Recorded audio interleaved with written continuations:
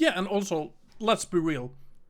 And, okay, I don't mean this as a critique of people buying getting antidepressant, because a lot of people do need that shit.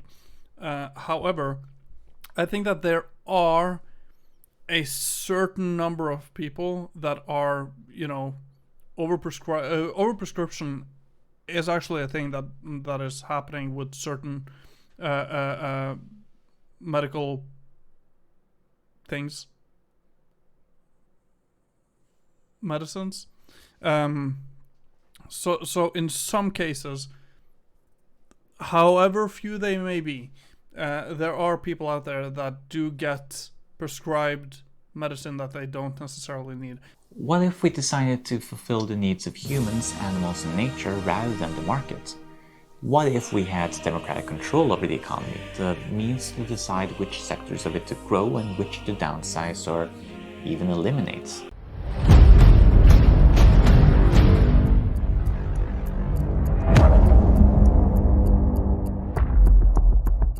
But let's get into it.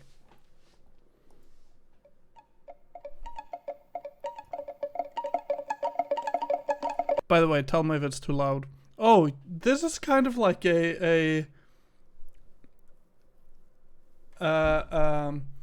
one gives me almost like a "Don't hug me, I'm scared" vibe at the beginning here. This is nice.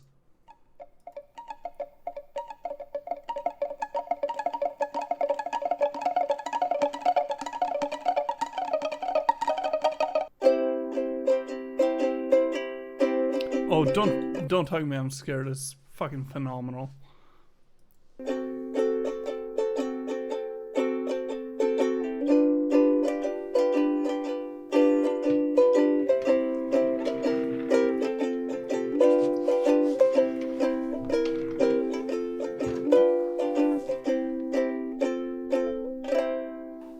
All right, responding to Kurzgesagt. Oh.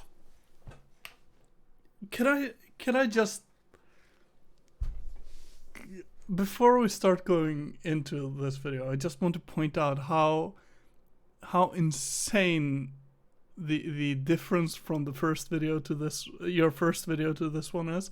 Glocal Weirdo has had an enormous growth in quality from the first video to this one. Just from the first half minute, you can just see it. It's so good. I'll try to be Kurzgesagt myself. For once. He was not Kurzgesagt for once. Regarding... Wait, what? Responding to Kurzgesagt. I'll try to be Kurzgesagt myself. For once. He was not Kurzgesagt for once. Nice. Regarding the state of the climate crisis. It's bad. Really bad. And it will get better. But it's not too late to prevent the baddest from happening. And I don't even think it's too late to create a decent future. More than ever, we need action, not people giving up. So I see value in countering climate doomerism, the belief that it's too late to do anything about the climate crisis. The Kurzgesagt video, We Will Fix Climate Change, attempts just that by presenting good news and positive trends about the state of action on the climate crisis. I think I've seen the original video from Kurzgesagt. I can't remember too much from it, but I was like on a Kurzgesagt bender for quite some time ago. And it argues that things aren't as hopeless as many think.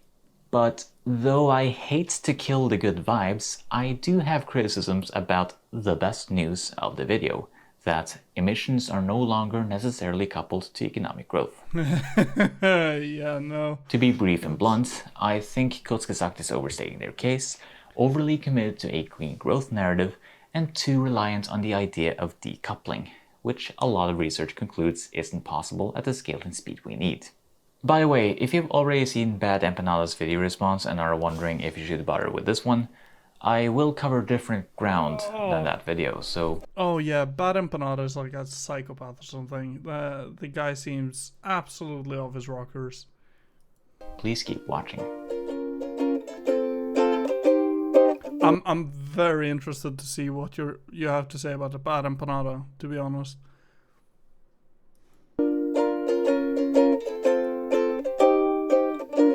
This part of the Kurzgesagt video concerns what is arguably the most important discussion almost no one is having, that of the ecological feasibility of eternal economic growth. Economic growth, as measured in GDP, that is, gross domestic product, the sum total of all monetary activity in a country over a given time, usually a year, is the near universal goal of all societies around the world, to such an extent that GDP growth is often thought of as the standard metric for progress, TM, itself. Not only is GDP growth considered good, and by some economists even a moral imperative, growth is necessary for the economy to even function. To the extent it does. Investors want returns, and banks want interest. If the economy doesn't grow, that doesn't happen. Except for government bailouts, perhaps. And so we get a recession, when everybody loses their jobs, homes, life savings, dignity, and sense Is the text thing here security through no fault of their own. Oh, so please. The current socio-economic system... We're gonna do this with subtitles. I've only seen that one bad empanada video, plus one or two a couple of years ago. By no means seen a lot of his stuff. Oh yeah, Okay, so bad empanada is... Well, he's a tanky, for one. And tankies are generally not a good breed of leftists. I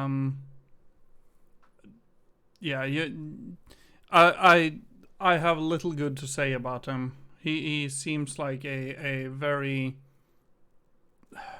dysfunctional human being. Capitalism is structurally dependent on growth. It's grow or die. That's as true for individual companies as it is for the economy as a whole. However, the downside of economic growth is that it requires energy and natural resources, and thus... Yeah, so this is the standard critique or criticism that ecologically minded leftists have of capitalism. It's the whole... You've heard it 1,000 times. Infinite growth is not possible with finite resources. And in order to have that infinite growth, then you would have to rethink the entire economic system, which, you know, there are alternatives out there to capitalism. Necessarily has environmental impacts, which get worse the more and faster the economy grows. GDP growth is correlated, or coupled, mind you, it's not a cute couple, with deforestation, animal extinction, pollution, overfishing, and, most relevant for this and Kurzgesagt video, carbon emissions. So, is it grow or die, or grow and die? There's a serious contradiction here. On the one hand, economic growth is good and necessary. On the other, economic growth is destroying the planet, which is also good and necessary. Or at least... I felt compelled to bring up Empanada because he had made a video response to that specific Kurzgesagt video. I watched it just to respond. Oh, okay. Personally, I think the planet is good and necessary. I don't know if that's a controversial take or not, but I stand by it. The planet... It's super controversial these days because these days we want to go to Mars instead and just abandon this ship. You know, why do you think Elon Musk is the most wealthy man on the planet? Planet is good and necessary. I rely on the planet like every single day for literally everything. But maybe I just have a problematic dependence on the planet that I should seek help for. Let me know in the comments if you think I'm a planet junkie, or if you or a loved one are. But seriously though, how do we solve the contradiction between economy and ecology? So this touches upon a conversation that we had in May, where I basically asked if you think that it's possible to decouple growth and the economy in such a way that in such a way that we wouldn't have to basically go into, is it austerity?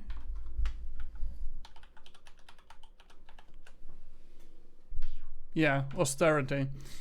So basically, my goal, if I could say that like that, is to if I could just flick my fingers, god damn it, snap my fingers. My English, my brain is all kinds of places today. If I could just snap my fingers and fix every problem, it would be like fix the environment, but in a way that makes it so that we don't necessarily have to live poorer lives, So for example, when talking about veganism, what I want to do, what my vision for the world is for us to no longer consume animal products, yet still we don't have to live shittier lives. We don't have to consume shittier food, which is why I think, first of all, lab-grown meat is a good thing, and also meat-ish products for those people who still want to consume something that reminds them of meat. And in that sense, I think Beyond Meat is probably one of the best manufacturers of meat-ish products out there, because it's very close to regular meat.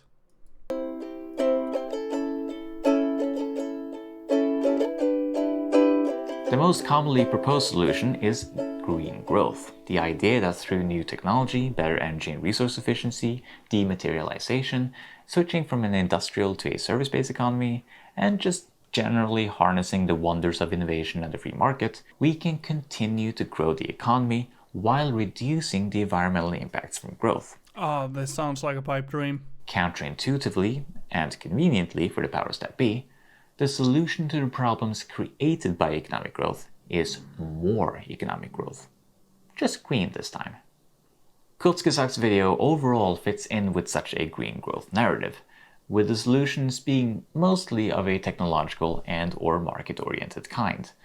Oh yeah, so this is I actually just thought about solarpunk, because solarpunk is like the what's the word I'm looking for? The fictional sort of future where everything is fixed. Green growth is working basically. The animated video. I'm guessing you think about the yogurt ad. I think we watched that on stream at some point.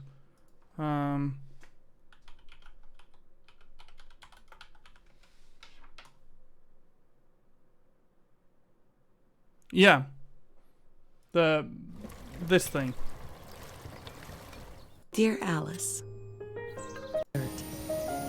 if you look after it.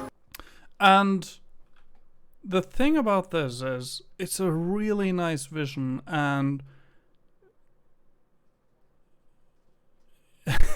yes, it's a commercial for yogurt. But it's a really nice vision. But as nice as solarpunk is as a vision for the future, I think it's fairly fictional. In the same way that cyberpunk is a different vision of the future. It's a lot more bleak, but it has some cool technological implications. But I don't think it would actually work in many ways. So yeah, I think we would just have to play with the cards we're dealt, and sadly, we live in a capitalistic hellscape. But yeah, it's a nice idea. It's nice to think about it. So I don't disagree with that. like investing in artificial meats or carbon capture so they get cheaper and so more people will use them. Sounds like supply and demand to me. The video also... What just happened? Am I still live? Yes, I am. Okay. Also cites examples of countries that have lowered their CO2 emissions while growing their GDP, which sounds like proof of green growth and decoupling in action. A crucial idea for green growth to work is precisely decoupling, that is, breaking up the toxic couple of GDP growth and a given environmental impact, in this case carbon emissions. There are two kinds of decoupling, relative and absolute. Relative decoupling means that GDP goes up while a given environmental impact still goes up, but slower than it otherwise would have. So that sounds like the more real, like if we're gonna go with the green growth thing, that sounds like the realistic way we would end up. Absolute decoupling means that GDP goes up while the environmental impact goes down. And it's this kind of decoupling we need if green growth is to be a viable solution. To illustrate with an example, say that a country gets all of its energy from coal, 100%, and so has high carbon emissions. Then say that the country switches from coal to natural gas. Because gas has a lower carbon footprint than coal, during that switch we would see an absolute decoupling because carbon emissions would go down while GDP would go up. But if we're serious about meeting the targets of the Paris Agreement, which anyone with a shred of concern for life on Earth should consider non-negotiable... Yeah, the thing about the Paris Agreement... Decoupling... The thing about the Paris Agreement is that I don't think anyone actually think it goes far enough. Except for, you know, absolute fascists that think it's too hard on basically everyone and everything. You have the conspiracy theorists that believe that the green the fuck is that called?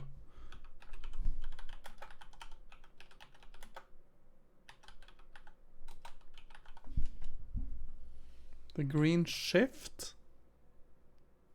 That doesn't sound right. The green transition? Anyway, the green future, let's just call it that. That it's all a scam, that it's gonna take away our freedom and force in communism all over the world. Which would be nice, but you know. Can't just be absolute. It also needs to be permanent rather than temporary. Because say that GDP keeps rising and energy demand is thus naturally... It just doesn't sound right. The Great Reset, isn't that just different economic policies in order to like... Yeah, like in Norwegian it's called the green shift, the grønne skifte, but maybe there aren't a good English term for it. Gas consumption rises with it. Eventually, the carbon emissions would catch up to where they were before the switch from coal, but they would rise more slowly than if the switch had never happened. This is relative decoupling. Absolute decoupling tends to be short-term and turn into relative decoupling, or even into recoupling. The US is a great case in point here. Kurzgesagt cites it as an example of a country that has decoupled GDP from CO2, and the US has indeed lowered its emissions thanks to a 2,300 terawatt-hour drop in energy from coal between 2009 and 2019. However, in this... I think the term's different in different countries. In Germany it's called Energiewende or something like that, yeah. Same time span, natural gas production expanded by the same amount, and production of oil also expanded by 500 terawatt-hours. Yes, carbon emissions dropped in the US, but it's far from given they'll keep going down. Oh, I saw a great video about this so many years ago. But I saw a great video about how, for example, Norway, like how different developed countries are treating the climate change and the climate crisis. And for example, Norway's way of dealing with it is that we pay we pay to basically have our own emissions done in developing countries, so that it makes us look really clean and really good. But that's because we have basically outsourced our emissions to a different place, and then we can turn around and, criticize those countries for emitting too much. Once there's no more coal to replace with gas, carbon emissions can only go one way. The title of that Pixar movie with the sad scene at the beginning. I still haven't seen that video. But not as sad as... Or that movie. I still haven't seen Up. I don't dare to touch that movie because I've heard it's so sad. And I don't want to cry. Carbon offsetting, planting trees in the global south and stuff. Yeah. That's what's happening to the planet. Let that sink in. Think about how sad you were while watching that scene. The eco-crisis is sadder than that. Yeah, What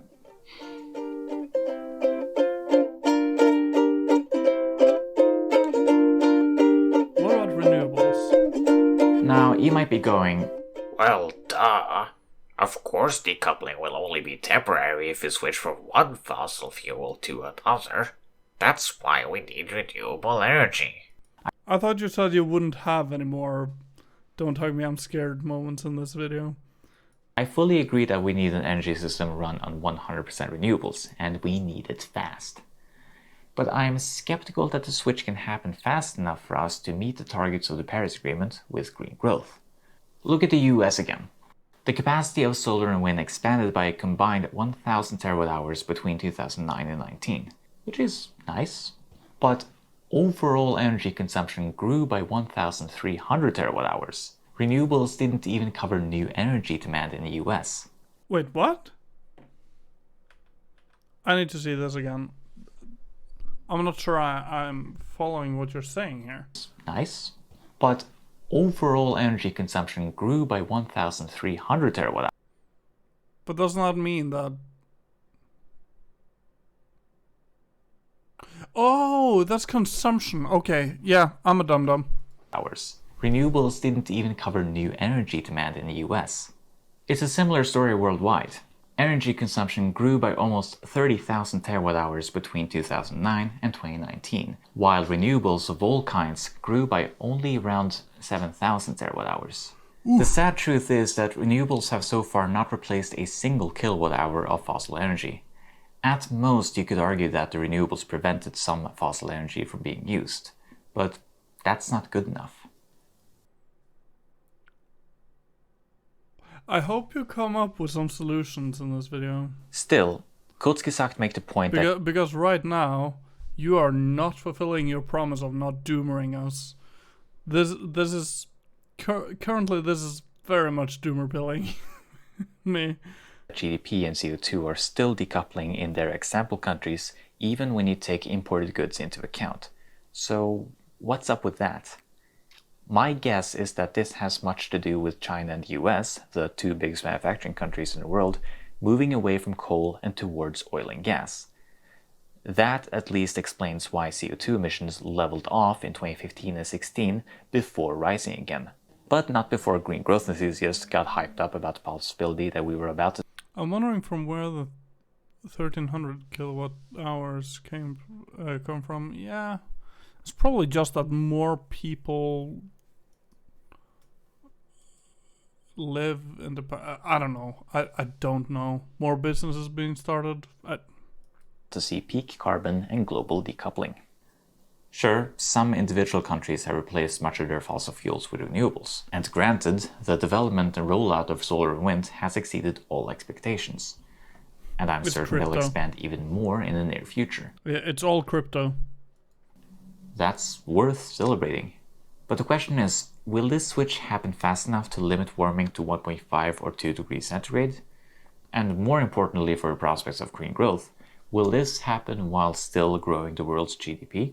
Oh, also, while I have you guys here, what Glocal Weirdo should be covering, one, Russell Brand, again, like, we're gonna get to it, but also like crypto and the blockchain and all of that.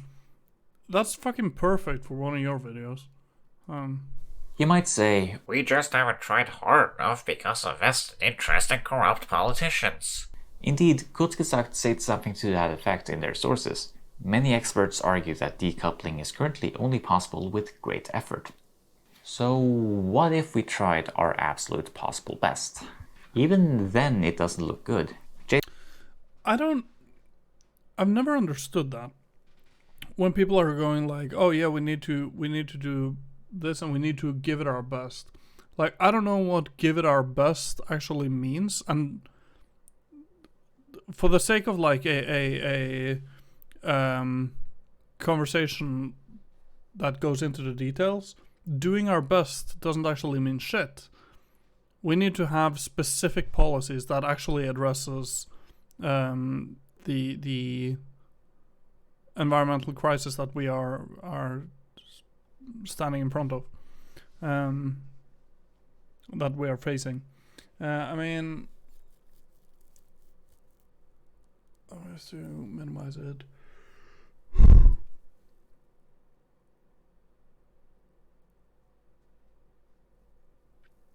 Only others made a really good video.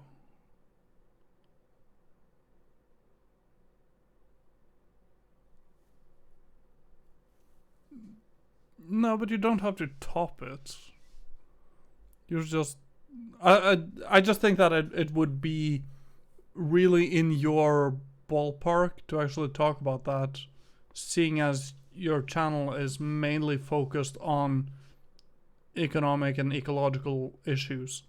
So it would be an interesting thing for you to cover, I think. But of course, I'm not here to tell you what you should talk about. I'm just giving you suggestions.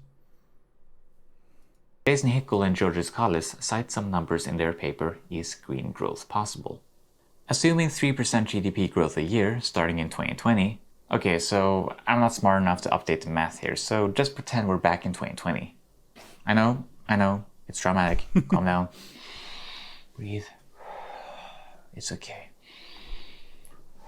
Do you guys remember when 2020 started and everyone was like, fuck yeah, 2020, here we fucking go. And then we fell off a cliff like as soon as the year started. Only pretend. It's really 2022. Oh, there can never be enough videos about how dumb crypto is.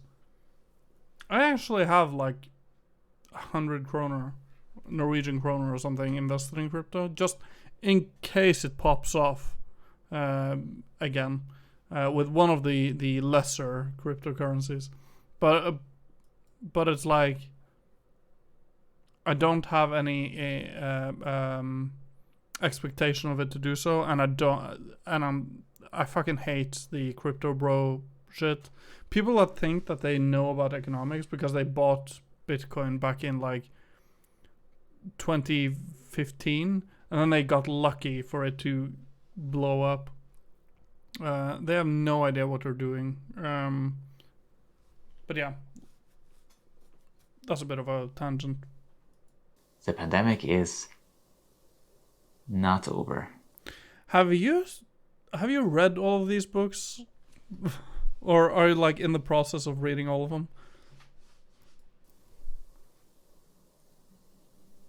Anywho, starting in 2020, decoupling needs to happen at 10.5% a year to make the 1.5 degree target, or 7.3% a year for the 2 degree target.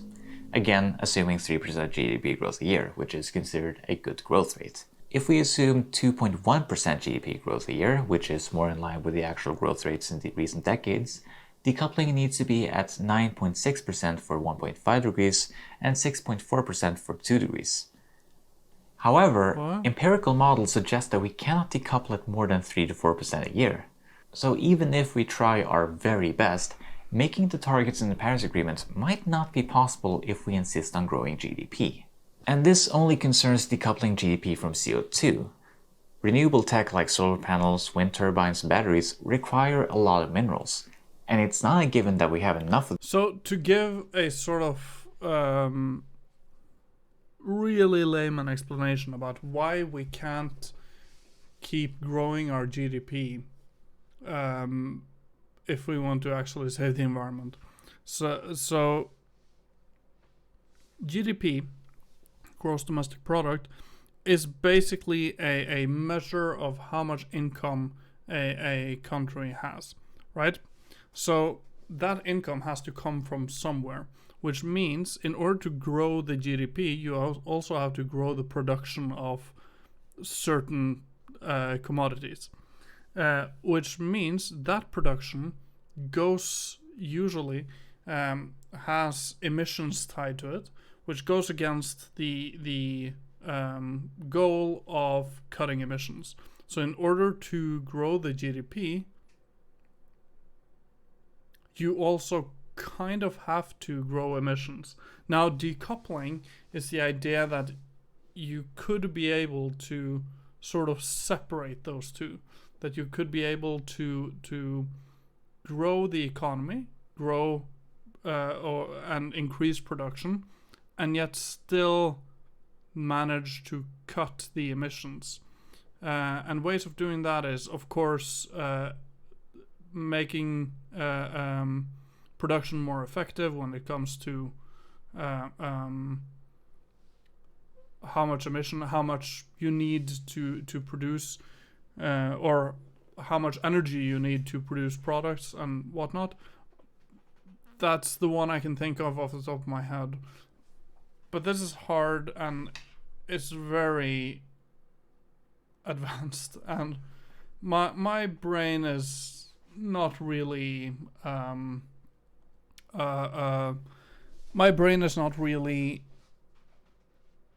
geared towards thinking about these specific issues. But this is why I sort of watch these videos on stream every now and then, because Glocal Weirdo, for those of you watching that don't know, he knows a lot about this that I don't, and I feel like we can learn together, you know? And also, he's a good guy, so I want to actually show his stuff. Even though he's, let's see, yeah, he's being viewed way more than I am. For them to switch all our current energy consumption to renewables, much less that we can then keep growing. And that's not to mention the environmental and social impacts of the mining, which would have to expand greatly for renewables to cover the energy consumption of the whole world. Mining for minerals for renewable tech might have to expand to the ocean floor with deep seabed mining, which has unknown but probably terrible consequences for marine life. Probably. And they already have all our plastics to contend with. And of course, mining and extraction for resources has always hurt marginalized human communities the most, especially in the global south, resulting in land grabbing and pollution. And there's no reason to think it'll be different with minerals for renewable tech. Lithium mining in Chile is already hurting local indigenous communities. And of course, the owner of Twitter and Tesla once made noises about "we will coup whoever we want, deal with it," in reference to Bolivia and their juicy lithium reserves. Yikes. The richest man on the planet. Fuck that guy. I have to do a specific video or video segment about Elon Musk at some point. About why he's such an asshole. Yeah, that was a very big yikes. Yeah, at some point I'm gonna have to cover, like, specifically why Elon Musk is so bad. Maybe I should make, like, a video essay about it. Become, like, one of the enlightened video essayists. Even if we could decouple GDP growth from carbon emissions in time, it's not good enough to switch out one bad environmental outcome for another, because carbon emissions make up only one part of a bigger eco-crisis. And it's also not acceptable to decouple at the expense of the world's marginalized. Oh, yeah. Also, I think that the whole... Do you guys remember back in, like, 2010 when people started getting more information about Elon Musk, and everyone treated him like he was, like, some sort of real-world Tony Stark, and then his fan base sort of coagulated around that idea, or conglomerated. I'm not sure. Connected to that idea, and now they can't fucking see any criticism of him as legitimate.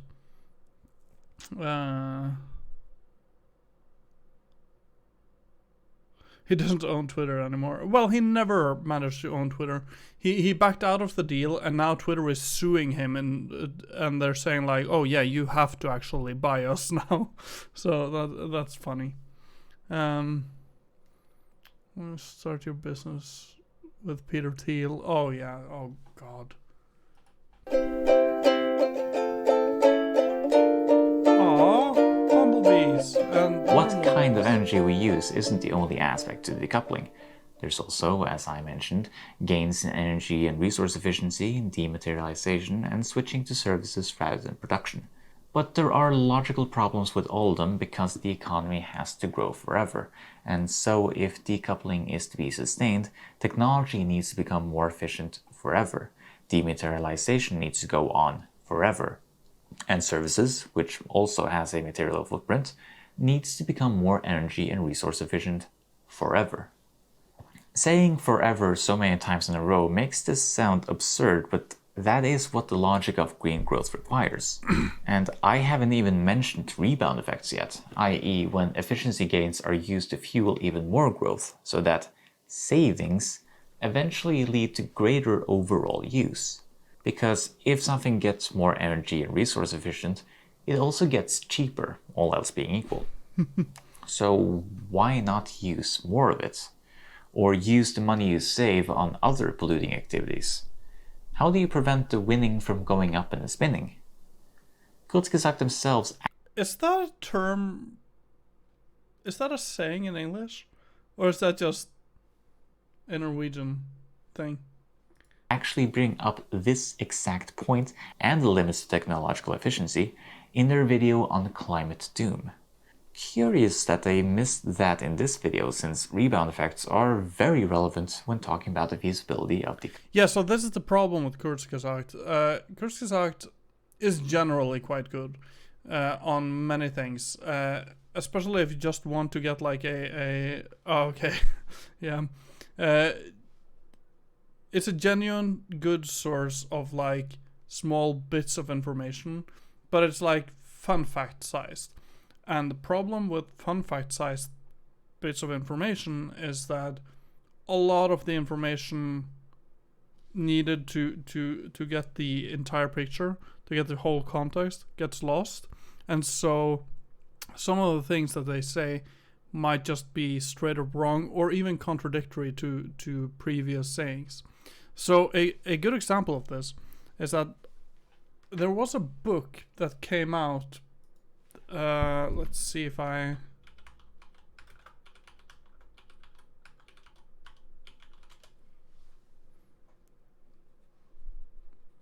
There was a book that came out some years ago. I can't remember the exact name of the book, but it was something... Oh, yeah, here it is. It's called... No, that's not the one.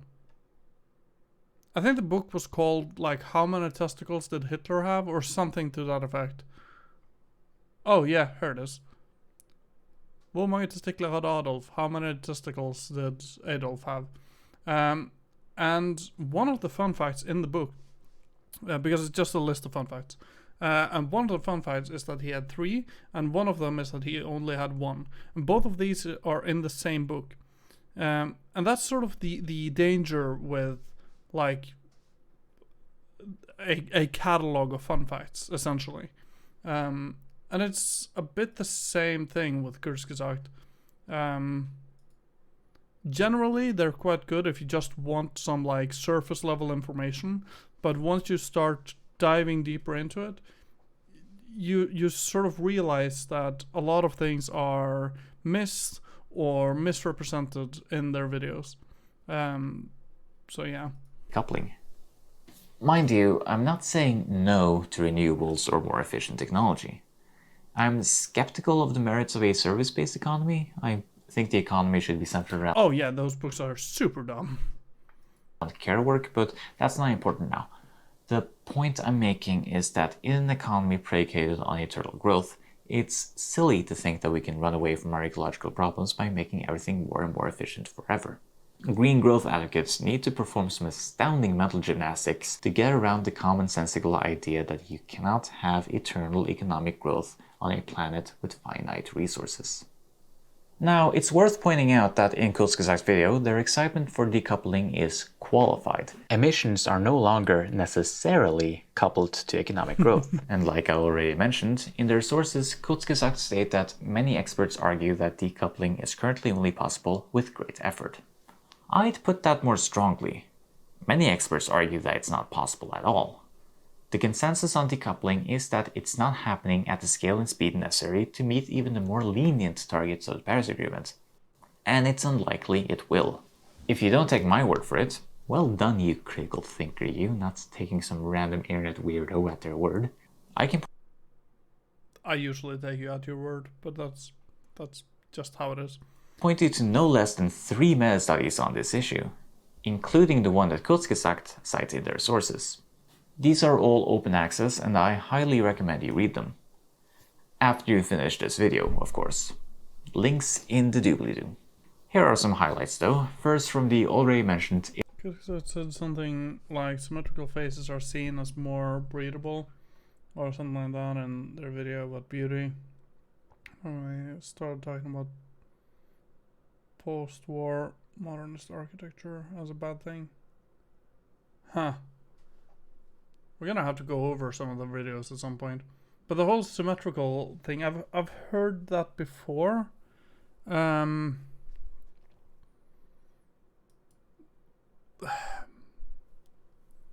have a feeling it's like to a certain degree true, but yeah, like for example, no, I'm not actually sure. It sounds that whole thing sounds very pseudoscientific to me in the sense that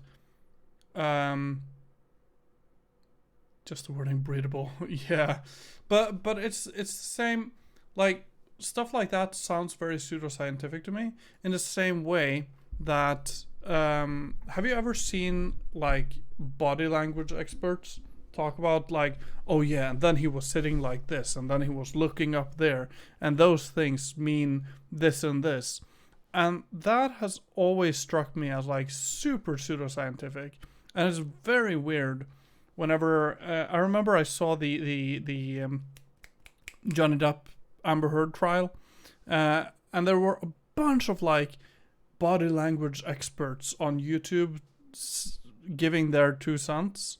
And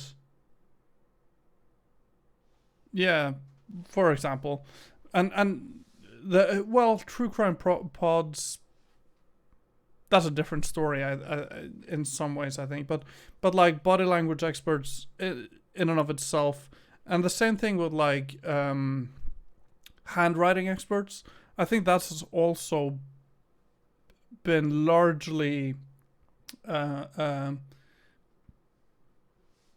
been largely pointed out to be a pseudoscience. So I don't know. So many things that are given legitimacy doesn't necessarily deserve it, but it has legitimacy because of basically historical reasons. But yeah, true crime pods. I guess that goes into it as well, although I think most podcasts, true crime or any other kind, they can be fun to listen to, but you have to be I like some historical podcasts and I think they can be interesting to listen to, but yeah, at one point phrenology was respected field as well, and I don't even think that it rises to pseudoscience at this point. Is green growth possible by Hickel and Collis? Empirical evidence on resource use and carbon emissions. Sorry about the rant or the rambling, but My head is a little bit scrambled today, so. Does not support green growth theory. Green growth is likely to be a misguided objective. And here from the aptly titled report, Decoupling Debunked from the European Environmental Bureau. So just a quick question that you can answer in chat. Is like the alternative to green growth degrowth? Is that like the more potent alternative? Again, this really isn't my field, and I'm just trying to learn. The conclusion is both overwhelmingly clear and sobering. Not only is there no empirical evidence supporting the existence of a decoupling of economic growth from environmental pressures on anywhere near the scale needed to deal with the environmental breakdown, but also, and perhaps more importantly, such decoupling appears unlikely to happen in the future. And finally, from the study cited by Kurzgesagt, bearing the catchy title, A Systematic Review of the Evidence on Decoupling of GDP, Resource Use and Greenhouse Gas Emissions, Part 2, a rare case of the sequel being better than the original. That one just rolls off the tongue. Synthesizing the insights by Haberl et al. We conclude that large, rapid absolute reductions of resource use and greenhouse gas emissions cannot be achieved through absurd decoupling rates. Hence, decoupling needs to be complemented by sufficiency-oriented strategies and strict enforcement of absolute reduction targets. I think there are some people out there that doesn't really know what phrenology was, but they're usually not very historically minded, I guess. So, green growth is wishful thinking at best and a dangerous gamble with the future at worst. Change my mind. Also, Kurzgesagt misrepresents scientific consensus on decoupling. Change my mind. In fairness, it happens to the best. Even the recent IPCC Working Group 3 report don't play straight with the science of decoupling, saying that decoupling is feasible, yet the sources they cite don't support that claim. It's something of a scandal, if you ask me. But, okay, so is that because the IPCC wanted to be feasible and therefore they have sort of overlooked that their sources doesn't actually support it? Or is it just that they read it in a very sort of like they didn't necessarily overlook it, but it's more like a motivated reasoning kind of thing. So that's what I would want to know about this. So to be fair, I haven't read these specific studies because, again, this isn't my field of expertise, but it's interesting to think about. But it goes to show how hegemonic the idea of growth is. Even in the face of so much evidence that growth, even of a green kind, spells worsening ecological disaster, few are willing to give it up. Now, that's an inconvenient truth.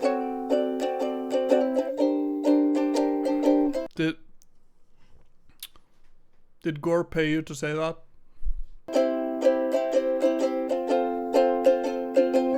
Kurzgesagt's goal with their video was to prevent climate doomerism, which I IPCC report myself. I'm a climate nerd, but not that much of a nerd. I cite a blog post by prominent degrowth scholar. Yeah, so just to reiterate my question. So you have green growth on one side where it's basically the capitalist idea, and then you have like the degrowth part on the other side, right? That are more like your idea doesn't actually support our planet for forever, so we need to do degrowth. Am I correct in assuming that, or am I just a moron? I think is admirable enough. It doesn't excuse what I consider to be a bending of the truth, but with that said, I'd hate to contribute to doomerism myself. And if I ended the video now, I'd end it on a note of despair, and I mean, what is this, Planet of the Humans? Still, the points I'm making are climate black pill material, especially if we assume that GDP growth is equivalent to progress TM itself, the only road to happiness and prosperity.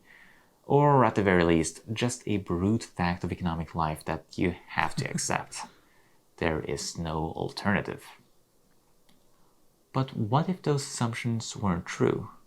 Throughout this video, I've made an ecological critique of economic growth, an argument that is rather obvious and old. The Limits to Growth report is 50 years old this year, after all. Incidentally, its worst-case scenario predictions have been validated by modern research, which means we might be on track for societal collapse by mid-century. Whoops!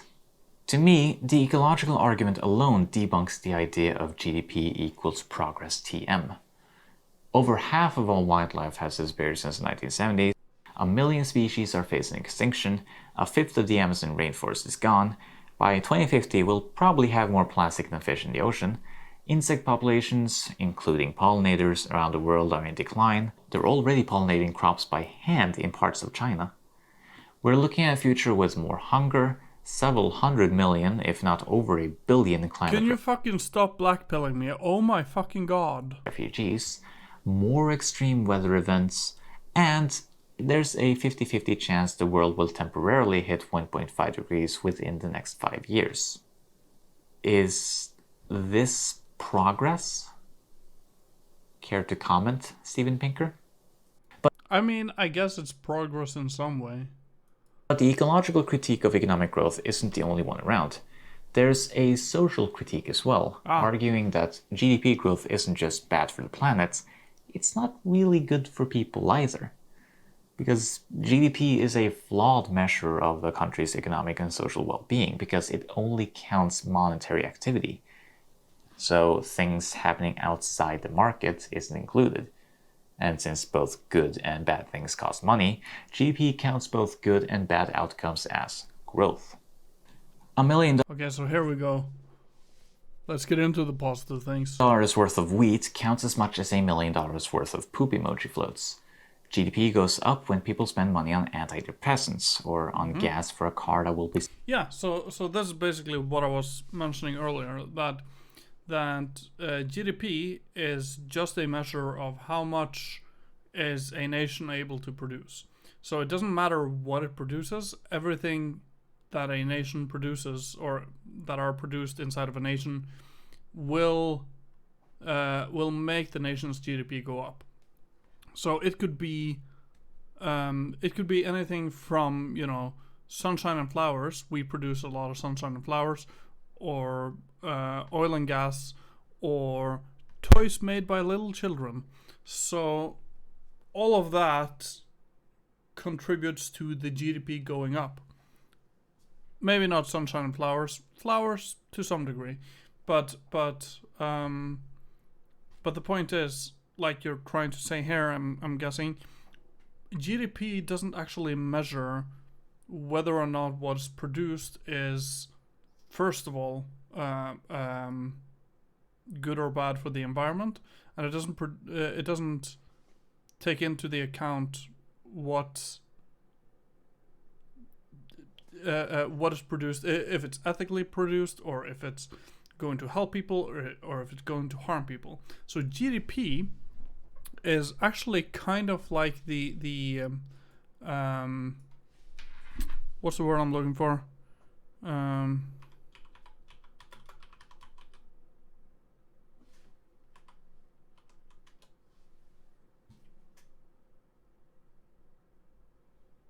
The fuck is the word I'm thinking about?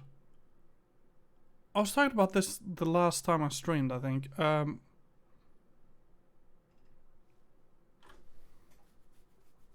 What's it called? The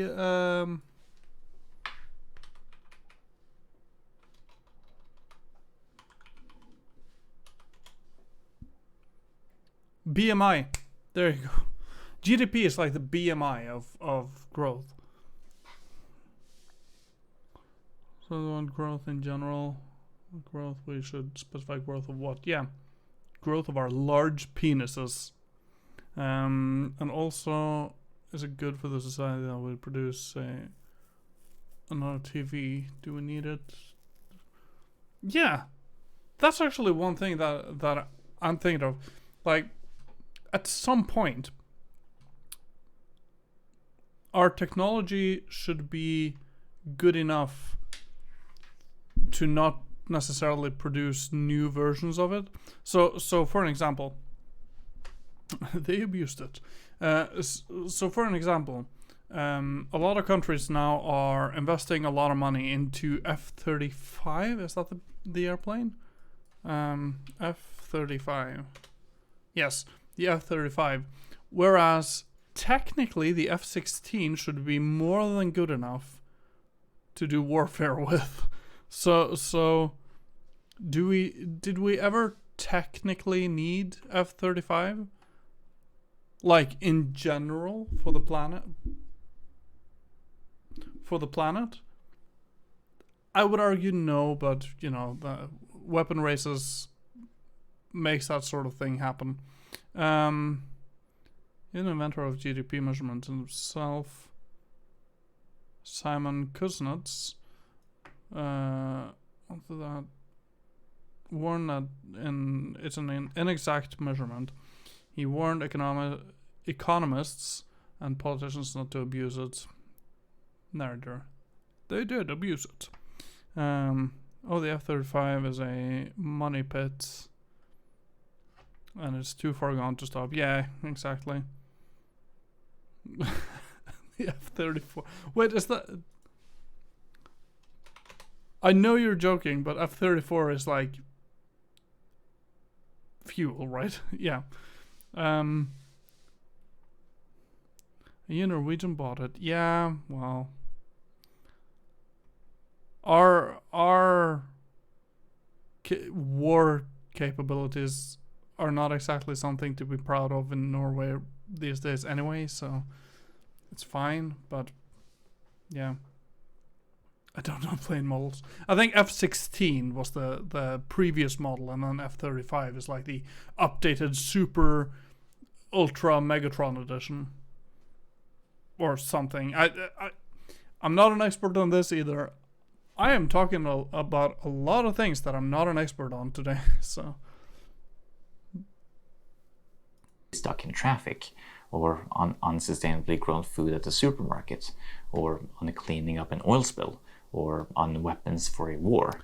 Yeah, I know that a lot of the F-35 planes were unable to get off the ground as well, but I'm not 100% sure. What does the Swedish Air Force use? Swedish Air Force jet.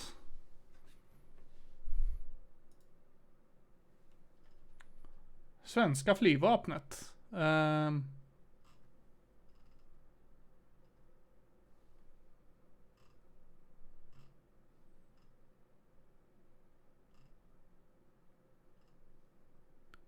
Fucking Christ, I just want to know what you guys use. Like now.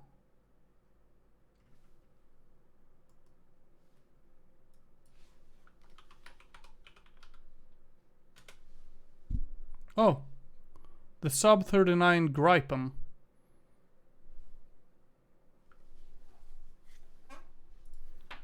Versus F-35. Let's see. Let's see which one is the best one. Well, the F-35 is definitely more expensive.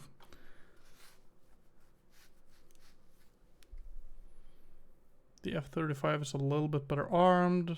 The technology is a little bit better. Okay, so it seems like... Well, the maneuverability is better for the Gripen. But it seems like... Overall, the F-35 is just a tiny bit better. I don't know. Yeah, it's a very expensive jet plane, but hey, yeah, airplanes don't block. Okay, let's go. On the other hand, GDP does not go up if people don't buy antidepressants, or if they bike to work, or grow their own food, or if... Okay. Let me be clear about a couple things here that I want to critique. Don't buy antidepressants. That's true. So this part is true. Or if they bike to work. That's not true because you have to buy the bike. Buy the bike. Or you have to rent the bike. So that can help GDP growth. Or grow their own food, or if And that's, well, okay, so growing your own food, that wouldn't necessarily, well, it would give a somewhat boost to the GDP because of buying seeds and whatnot. But it's also a way more inefficient way of thinking about agriculture. So I wouldn't necessarily. yeah, it does go up less. I'll grant you that. But growing your own food is inefficient, and so therefore that's not a good idea. Like it might be a good idea for like you personally or whatever, but it's not a good idea to implement that as a model for a society of 5 million people or 10 million people or whatever, because that wouldn't be sustainable, and you would have less time to basically, yeah. Let's see, grow your own bike. So, grow your own bike, yeah. Grow your own food, very complicated subject. A few potatoes, sure, but to sustain yourself is hard work 24/7. Yeah, and also like if it's yourself and let's say 3 family members, yeah, growing your own food is an inefficient way of thinking about agriculture. So I wouldn't advocate for it, but I'm not sure Glocal Weirdo is necessarily advocating for everyone to grow their own food. But it just points out that it won't grow the GDP, which is, true after the point of buying the seeds, I guess. If naturally and earth, soil. Environments are left unharmed. If we achieved world peace and all the weapons manufacturers went bankrupt, that would probably count as a negative in terms of GDP. And it would cause the stupidest recession ever. Note: I don't intend to denigrate people who suffer from depression and get relief from medication. Taking antidepressants is a legitimate way to deal with depression. That's good. I almost thought you were going a little bit Russell Brand there for a second. It's just a bit messed up how someone buying antidepressants in itself counts as a positive in the economy. Yeah, and also, let's be real. And, okay, I don't mean this as a critique of people buying getting antidepressant, because a lot of people do need that shit. However, I think that there are a certain number of people that are, overprescription is actually a thing that is happening with certain medical things, medicines. So in some cases, however few they may be, there are people out there that do get prescribed medicine that they don't necessarily need. Now, I want to point out that that's a very, very, very, very small minority, probably. So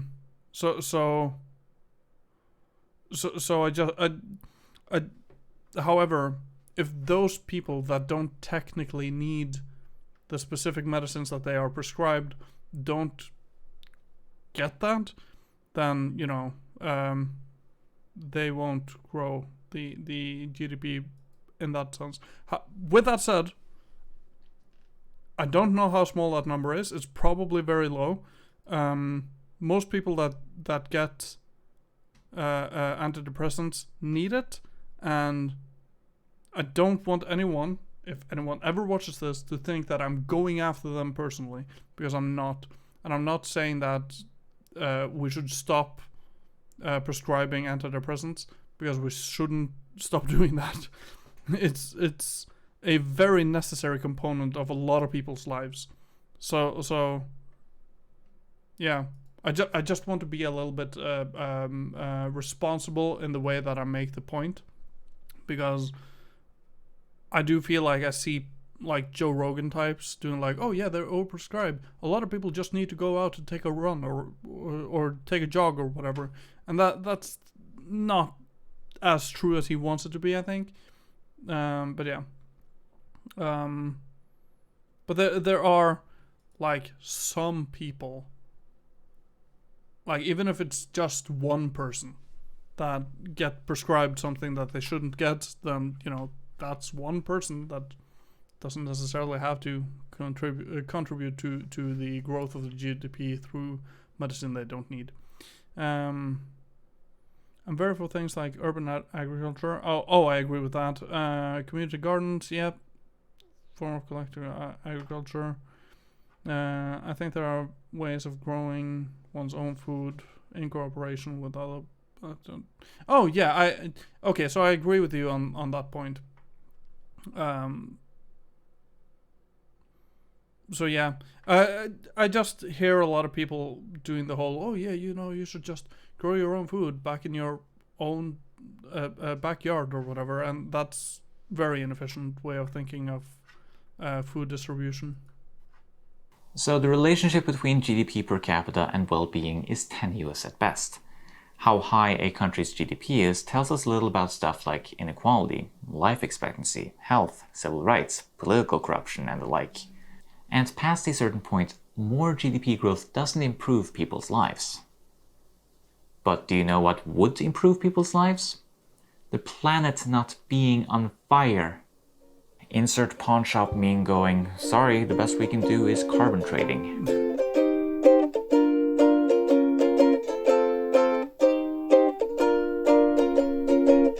Let's focus a bit on inequality, because GDP growth is a common defense of inequality. Sure, some people might have obscene amounts of wealth, and you poor naive soul might think that the best course of action is to redistribute that wealth to the needy. But if rich people can just keep their money, they'll invest it, and the economy will grow. If we just grow the pie, there's no need to redistribute wealth, because a rising tide lifts all boats. Everyone wins. It should come as no surprise that trickle-down economics has been debunked. Okay.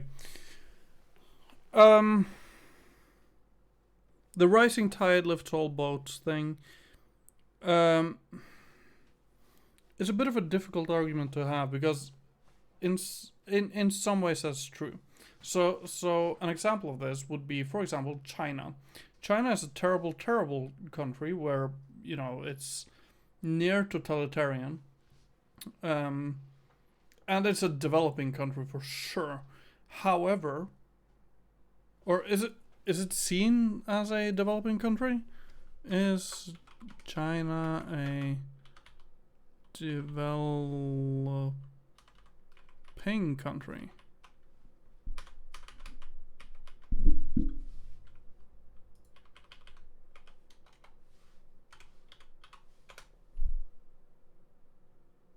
Yeah, China remains the largest developing country. Okay, so it's a developing country. However, it has lifted a lot of people thanks to the global economics and how China is producing so much shit. China has actually lifted more people out of poverty than any nation before, inside of its borders. With that said, and we should also, economics isn't technically a zero-sum game. So what that means is that for me to get richer, that doesn't necessarily have to mean that someone else is getting poorer. However, that sort of happens anyway, and we have a lot of poverty in the world.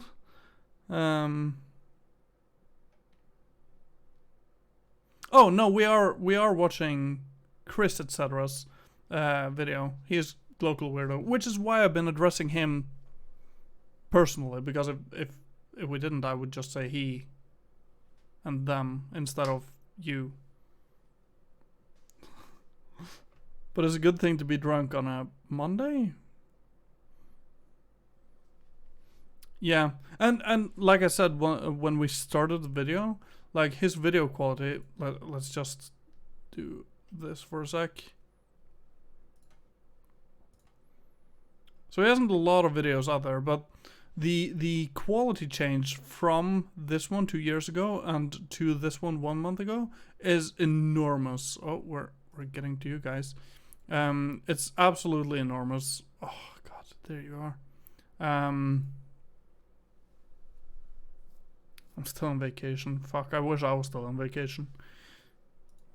Growing the pie doesn't solve inequality or make it more bearable because most of the growth is captured by the rich. Inequality has only gotten worse over the past 4 decades. So why even grow the pie? Because, come on rich people, you got a lot of pie already. You can't possibly eat that much pie. Yet... Oh, you should, by the way, sub to my YouTube channel as well, while you're at it. You force us to make more pie so we can get a tiny extra sliver of it if we're lucky, but more likely we'll just get the promise of pie.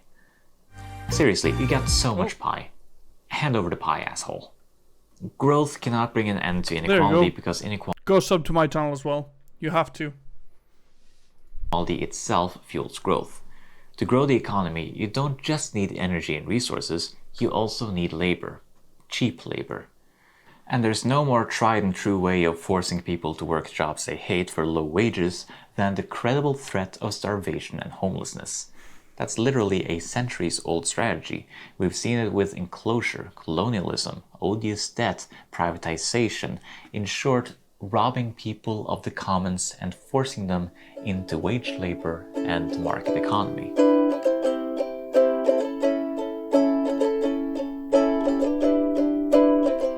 Some have characterized the economy's relationship to growth as an addiction, implying that people just can't help themselves. Growth is just so good.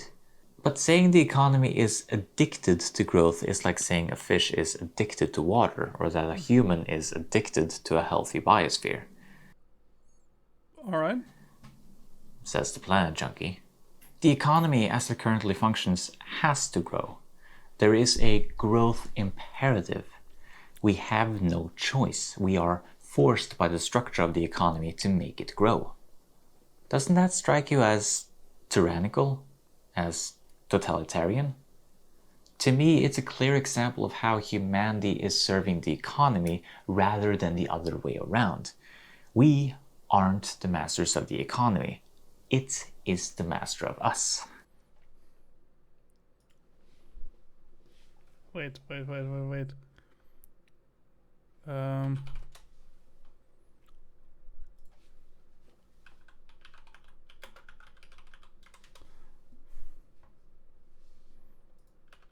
As totalitarian? To me, it's a clear example of how humanity is serving the economy rather than the other way around. We aren't the masters of the economy. It is the master of us.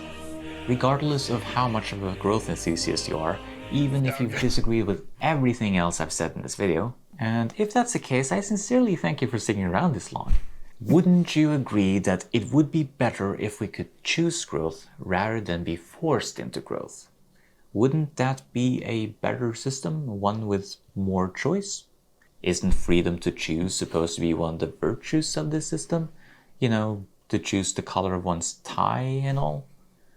Yet, in one crucial way, we don't have a choice, and because of that lack of choice, we are making it exponentially more difficult to solve the biggest threat to life on Earth since the meteor that killed the goddamn dinosaurs.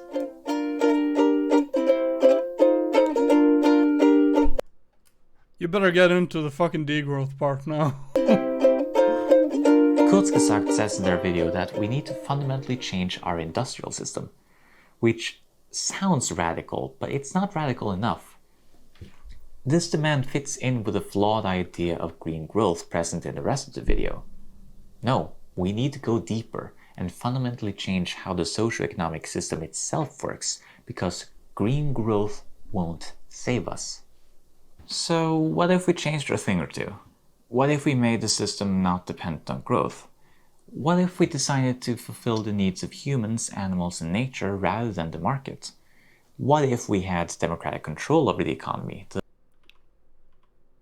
All right, we're doing it again. We're doing the same joke once growth. more. What if we decided to fulfill the needs of humans, animals, and nature rather than the market? What if we had democratic control over the economy, the means to decide which sectors of it to grow and which to downsize or even eliminate? This brings me to the alternative, degrowth. No, not degrowth. Yeah, sorry. I used that joke too early. Growth. De-growth, with knee.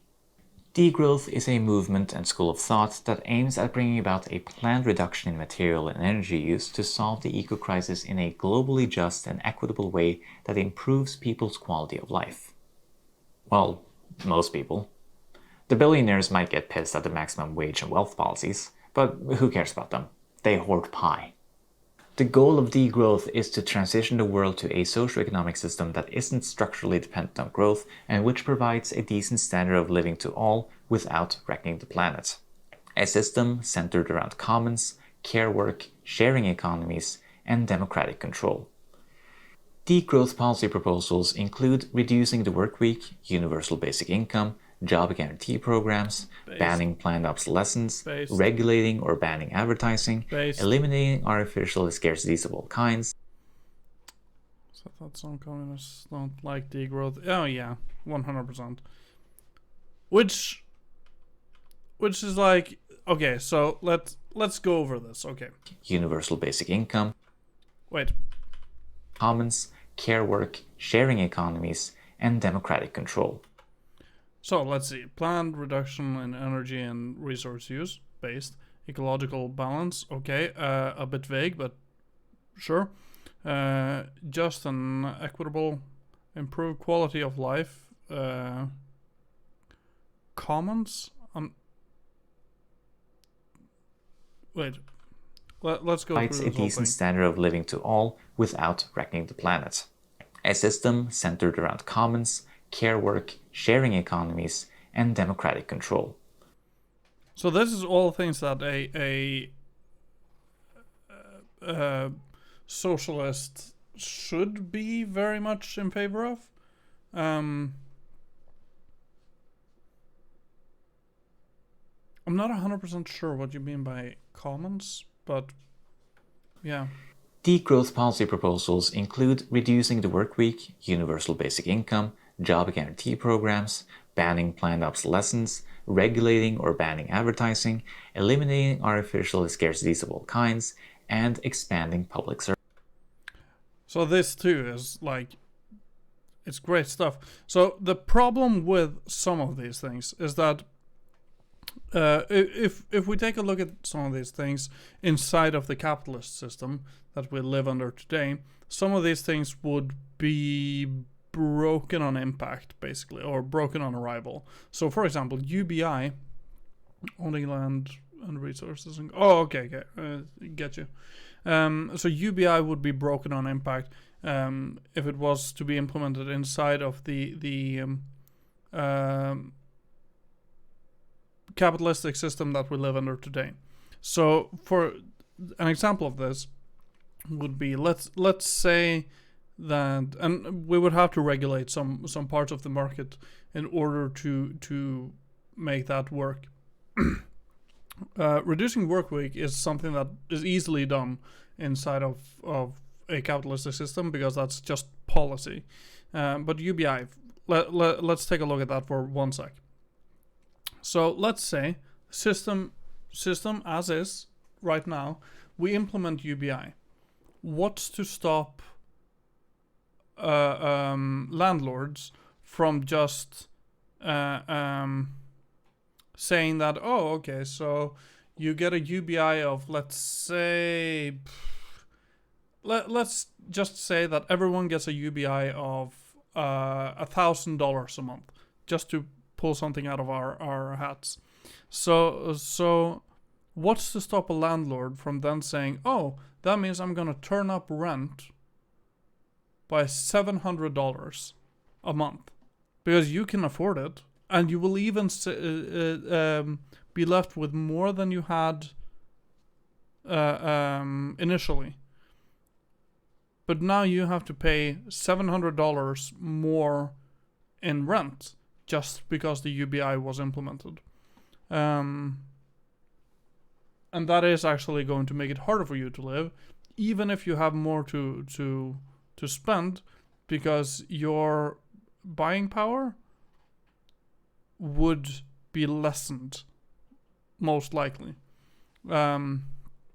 Community deciding how local resources are used. Okay, so yeah, so like, let's say wind turbines, how are they going to? But yeah, rent control would be a good idea, in that sense. But that's just one of the things that I have an issue with UBI inside of the capitalist system. It would more likely be able to work inside of a more decommodified system than we have right now. So, for example, if we decommodify housing, then a UBI would have a larger effect on people's economy. Banning planned obsolescence is also possible to do inside of a capitalist system, although the capitalists, the people that the capitalist class probably wouldn't like that too much. The bourgeois wouldn't like that, because that means that they would be able to make less money on a regular basis. No artificial scarcity. Oh yeah, fuck that shit. And expand. Oh yeah, so artificial scarcity, for those of you who don't know, like, I assume it's in the words, so I assume you get a feel for what it is. But to give an example, Nintendo released a like Super Mario pack for the Switch, which contained Super Mario 64, Super Mario Sunshine, and Super Mario Galaxy, I think. And they released it both in physical format and in digital format. But it was only to be available for a specific amount of time, creating artificial scarcity. Because, okay, so let's say that they only create like 1 million copies of or 100,000 copies of the physical thing, but they still have the digital thing. It still exists. So there's no reason for Nintendo to take it off the market. It's only to create artificial scarcity. Let's see. Jobs guarantee. I'm not 100% sure how that would look, but I'm generally in agreement with the idea of it, depending on how it would be implemented, of course. Expand public services. Yeah, that's usually a good idea. Services. To summarize in a slogan, degrowth is about private sufficiency and public luxury. Degrowth is still a marginal perspective, but it has caught on in a big way in recent years. It's even discussed in a recent Working Group 2 and 3 reports from the IPCC, along with the flawed discussion of decoupling. But, that redeems it in my eyes. In the full reports, mind you. I guess was too spicy for the technical and policymaker summaries. Kurzgesagt themselves actually mentioned degrowth in a previous video, only to dismiss it. But all the sensible solutions they bring up at the end of the We Will Fix Climate Change video, like using less energy and resources. Speaking of rent, housing is a good example of artificial scarcity. In many cities, there are more empty apartments and houses than homeless people. We could give all homeless people a home, but the problem with that is more profits. Yeah. Okay. So with that, there are actually some a little bit more advanced parts of that.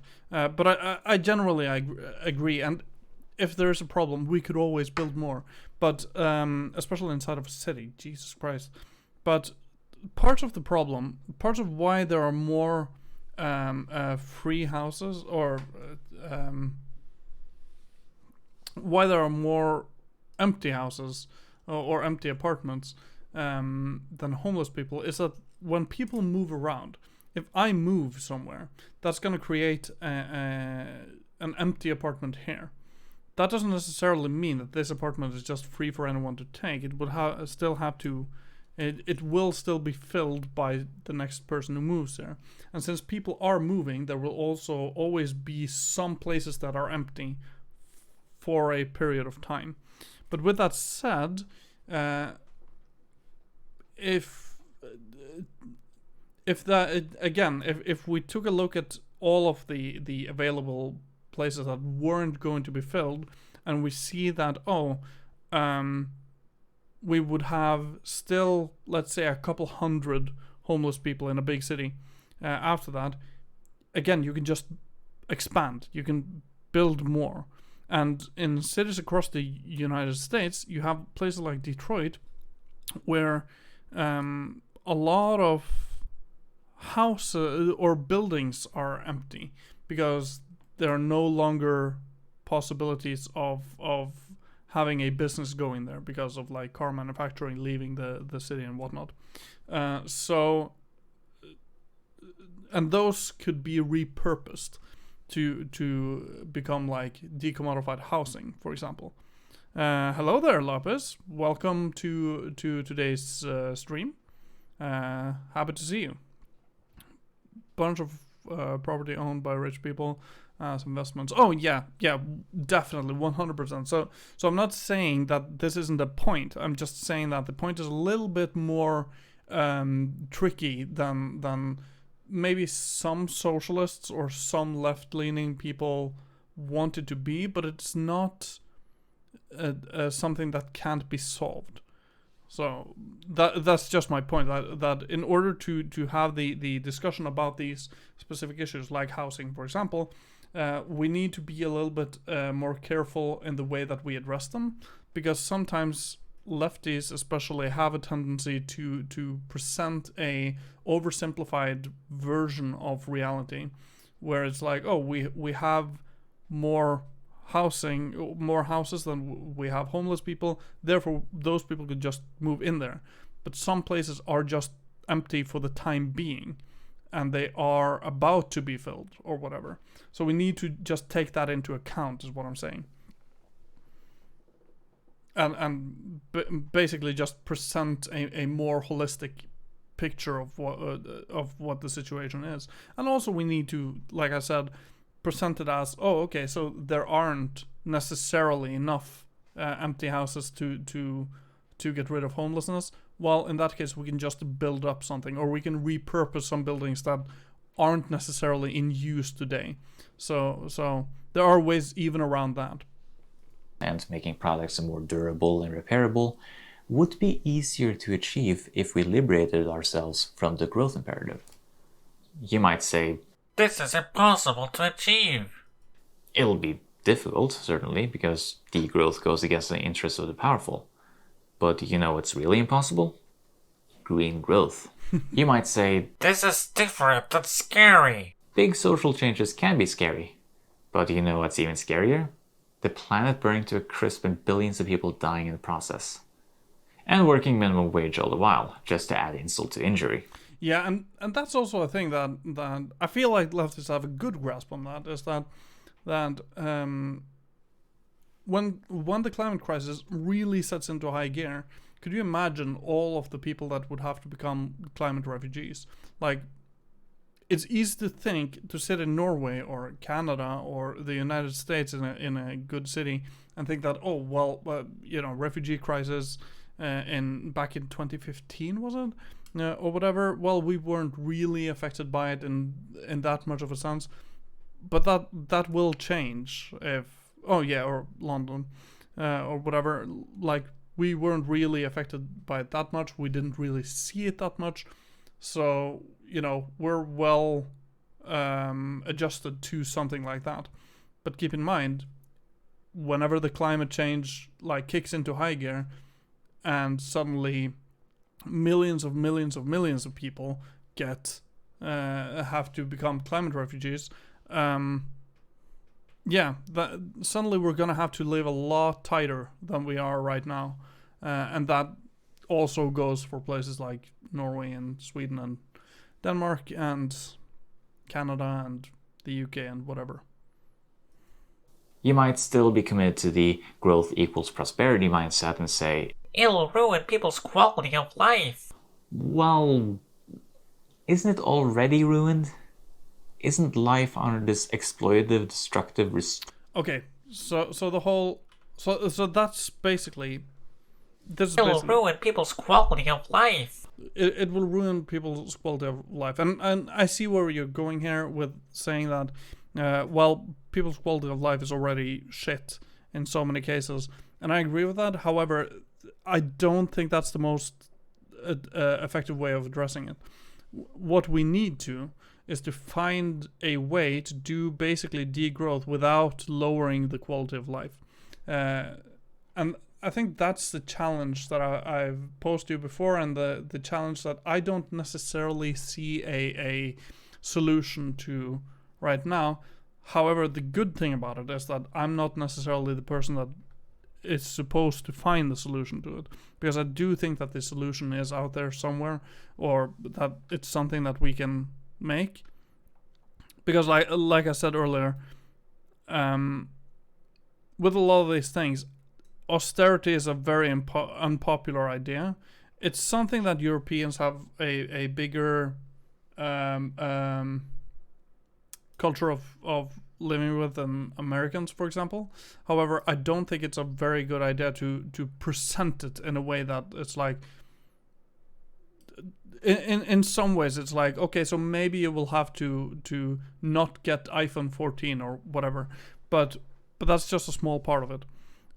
I would say that it is possible to improve quality of life and also do degrowth. Exactly how that's possible, I'm not necessarily sure, because I'm not read up enough on these things. But I refuse to believe that saving the climate has to come at the expense of people's quality of life.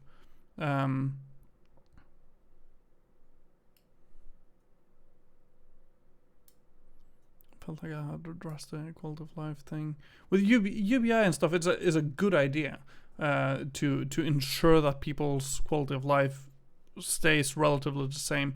So I don't disagree with you. And this isn't necessarily just a critique of you, but it's just a critique of sort of a lot of people advocating for degrowth, not necessarily using effective rhetoric in order to turn people over to the idea. Because people hear a lot of these things and they think that, oh, so my life is going to have to get harder in order to do what this, that, and the other. And so they are less likely to actually come on board with the idea. And again, a good example of it is vegan food. When people hear the term vegan food, they think about vegetables, they think about poor meat substitutes from like 10 to 15 years ago, and they just think, oh, but I want my burger or whatever, my burger, as Caleb Maupin would say, and that's just wrong. And I think there are ways to sort of present these things in a way that makes people more agreeable to the concept. But with that said, I don't necessarily disagree with you that quality of life isn't as good as people might think it is. You have to slave away. Well, you have your time is owned by someone else 8 hours a day. So, is that really cool? Is that really great? To know that for most people, they are bound to a workplace 8 hours a day, where their democratic freedoms are taken away from them. I don't necessarily think it is. Well, isn't it already ruined? And also with all the planet is dying kind of thing.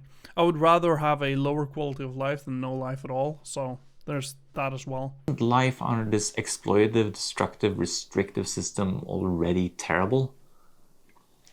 If you aren't so unlucky you're stuck in a toxic mine in the Congo digging for cobalt, or in an Apple factory in China with suicide prevention on nets under the windows, or in a fire hazard of a sweatshop in Bangladesh sewing clothes for H&M, if you're lucky enough to be born in the imperial core, you're still probably overworked in the precarious gig economy. You struggle to pay bills and make rent, you're in debt, you work a job you hate, and the pandemic demonstrated unambiguously that the people on top consider you utterly disposable. And even if all that's not a problem, even if you're quite privileged, you might have the realization that all those new shiny things you keep buying aren't making you happy. It's not filling that void in your soul. It doesn't help against your loneliness and depression.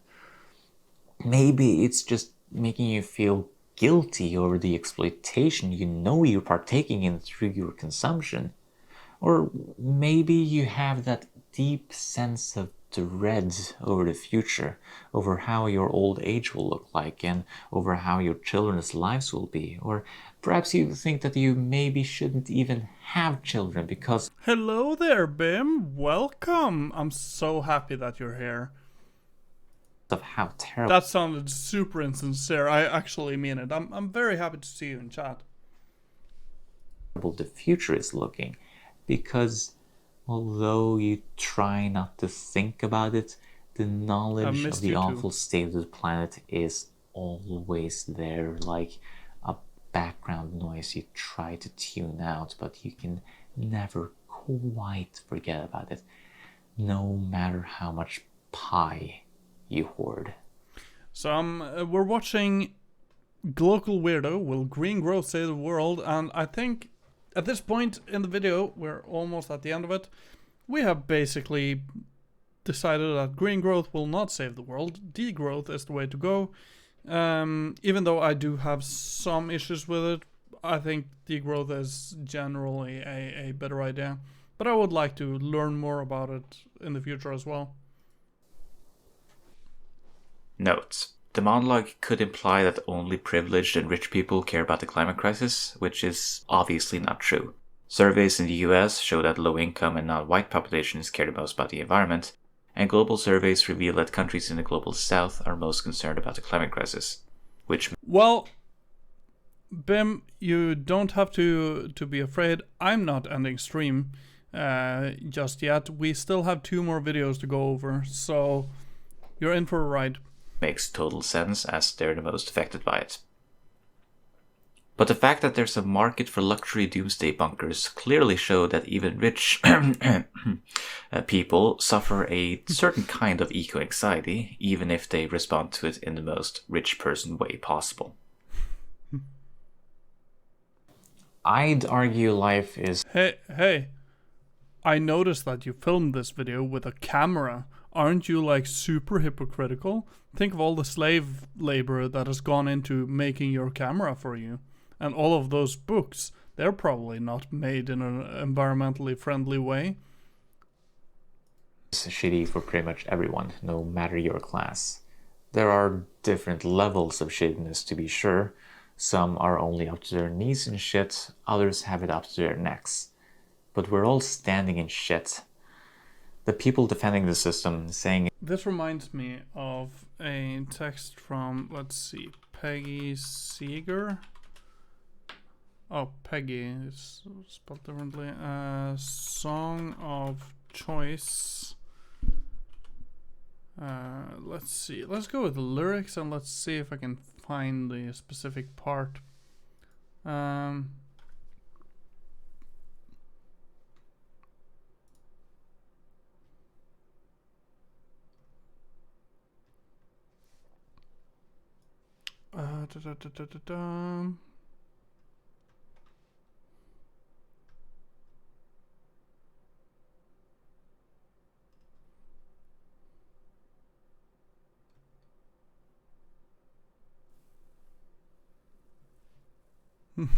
You use electricity, yeah. Let's see.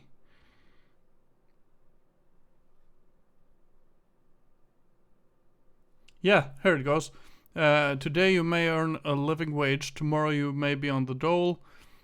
Though there's millions going hungry, you needn't disengage, for it's them, not you, that's fallen in the hole. and it's a Swedish version of the same song. Let's see, Valet by Mikael Wiehe, where it's basically the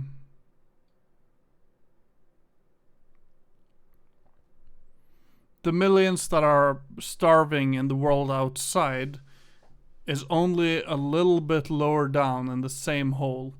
So that's basically what this reminds me of. We're all in this together, whether we like it or not. And whenever we turn away from the people that are starving in developing countries, for example, we need to remember that they are standing in the exact same hole as we are, but they're just standing a little bit further down. It's the best one possible, and everything's better now than it's ever been. Just look at the graphs. We can't stop now. Well, they've just gotten used to ignoring the smell. Degrowth, with its strong emphasis on extending the commons and strengthening community, on ensuring that everyone has enough, holds the promise of a better life for the vast majority of people. I agree with Kurzgesagt that it is possible to increase prosperity without increasing emissions. But we mean different things by it. I'll admit degrowth is utopian, but the world needs utopian thinking right now. Positive visions for the future are good antidotes to doomerism. And to me, degrowth is incredibly inspiring. Delving into this stuff has made me hopeful and helped me deal with my eco-anxiety. I named my IB Award-nominated video about Jason Hickel's book on degrowth, This Book Cured My Eco-Anxiety. That title is an exaggeration, but not that much of an exaggeration. I'm more optimistic now than I was a few years ago, because there's something powerful about knowing there is a way to solve this crisis, a way that could make the world a better place even. I think utopia is still possible for us, even on this damaged planet. Kurzgesagt and green growth doesn't make me feel hopeful, but degrowth does.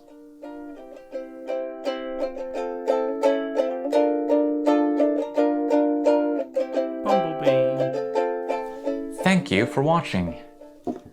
That turned out longer than expected. Oh, if you think your video turned out longer than expected, I've been streaming for 2 hours, my friend.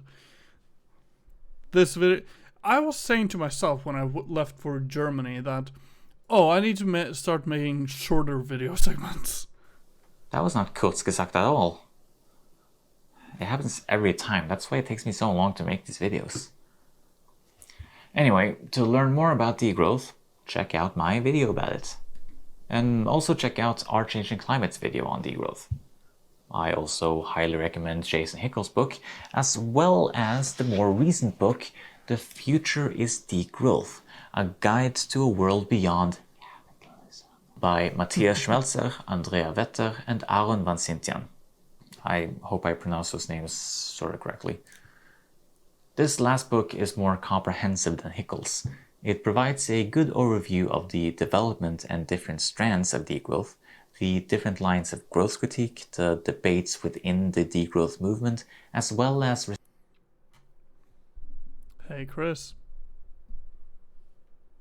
Is that a Kindle you're holding? You absolute hypocrite. responses to typical critiques. Incidentally, here's a response to a common objection. Degrowth advocates aren't opposed to growth of all kinds at all times. Degrowth for the sake of degrowth is as stupid as growth for the sake of growth. We need growth in renewable energy. We need growth in public transport and high-speed rail. We need growth in repair shops and easily repairable goods. We need growth in regenerative agriculture. We need growth in plant and lab-based alternatives to meat, egg, and dairy. We need growth in industrial hemp. We need growth in research into mushroom technology. We need growth in YouTube channels providing critiques of the growth economy, like... Oh, we also need growth Twitch channels that are covering YouTube channels providing critiques of the growth economy. So yeah, so do subscribe if you haven't already, or at least give me a follow. What are you doing? Kindle is a perfect example of great product, terrible company. Oh yeah. Well, we shouldn't critique my overlords at Amazon too much, seeing as, you know, Twitch is owned by Amazon. Please don't ban me. Oh wait, I have to actually lower the lights a little, because Jesus Christ, that was... Have we actually had that much of a bright light on screen for 2 hours and none of you guys said a thing? I think you guys need to, I don't know, Roblox yourself or something for not actually telling me that you couldn't even see me. I was sitting here all like Gandalf the White after once he comes back, and Aragorn, and I'm on a talking spree these days. Let's just continue.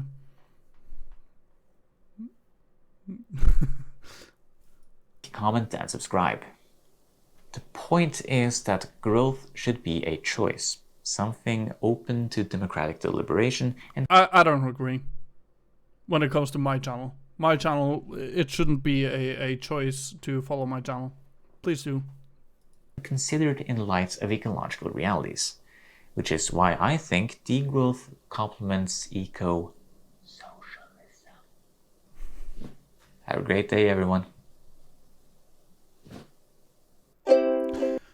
Another thing I would love for you to cover at some point is eco-fascism. I think that would be an interesting video subject for you.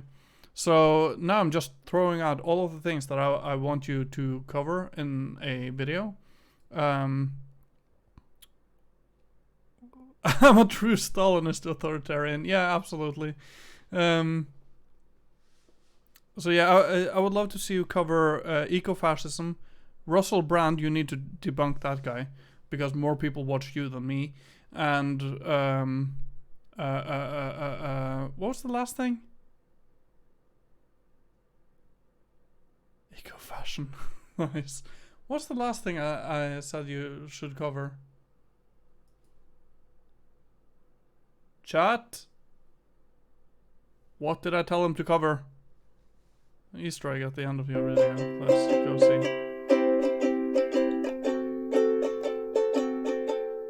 Wait, is it in text? Do I have to read? Have a great day, everyone. Crypto, yeah.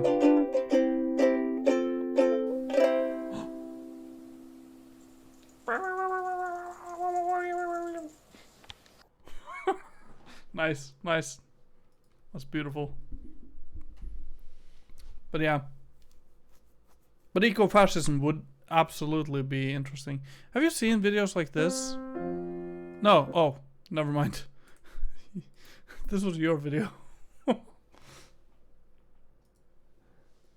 Ah.